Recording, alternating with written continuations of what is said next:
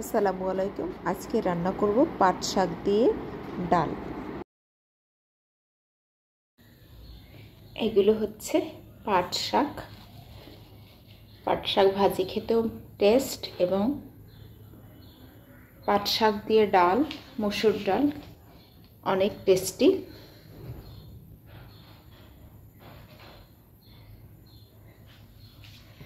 পাট শাকের যে কচি পাতাটা আছে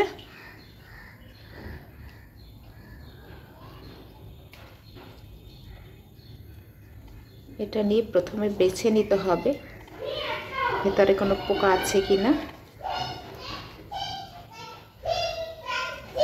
কচি পাতাগুলো এভাবে দেখে দেখে নিতে হবে ভেতরে কোনো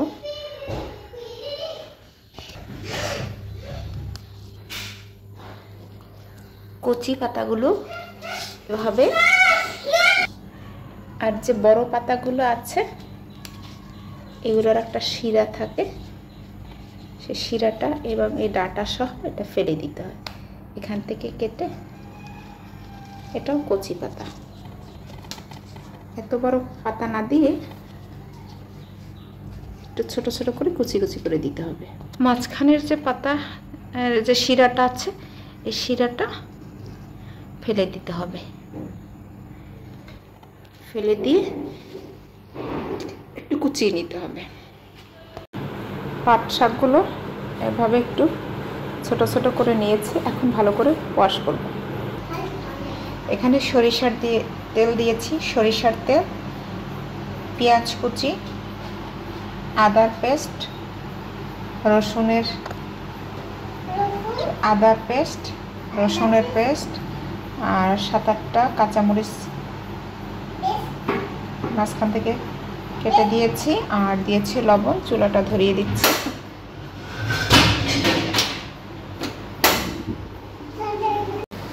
মশলাটা কষানো হয়ে গেছে, একটু কষিয়ে নিচ্ছি।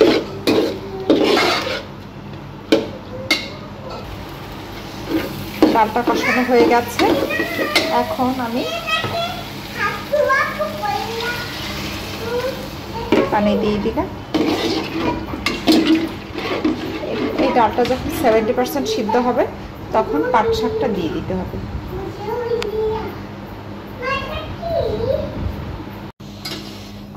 ডালটা প্রায় 70% সিদ্ধ হয়ে গেছে, একটু ঝোল আছে, ওটা টেনে যাবে।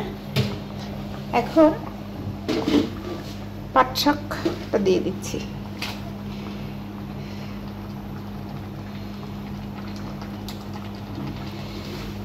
বিসমিল্লাহ দিয়ে একটু নেড়ে চেড়ে দিচ্ছি।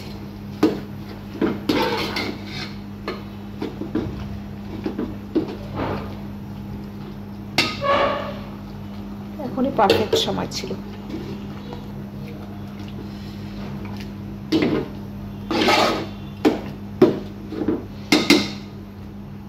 এখন দিয়ে ঢাকটা দিয়ে দিচ্ছি।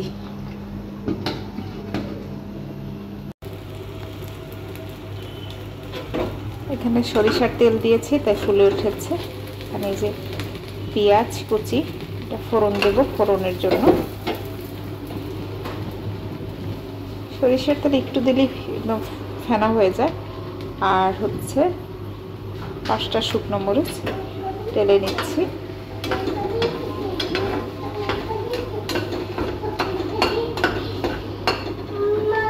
ফোড়নের জন্য হালকা একটু ব্রাউন শেপ করে ভেজে নিচ্ছি।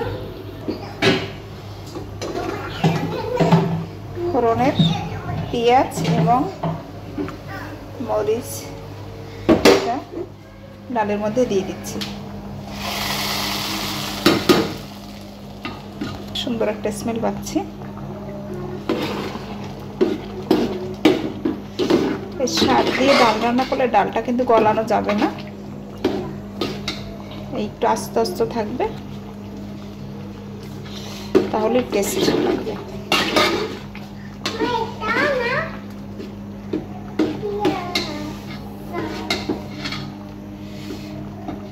পারফেক্ট হয়ে গেছে।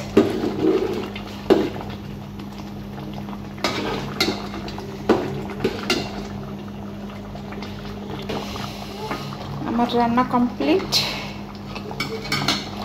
চুলাটা অফ করে দিচ্ছি। সুন্দর একটা স্মেল পাচ্ছি।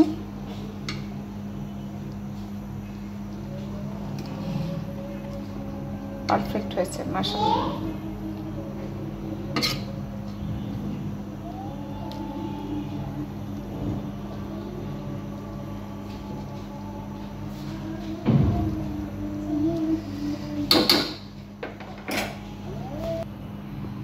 ফাইনালি আমার হয়ে গেল পাট শাক দিয়ে ডাল, মাশাআল্লাহ।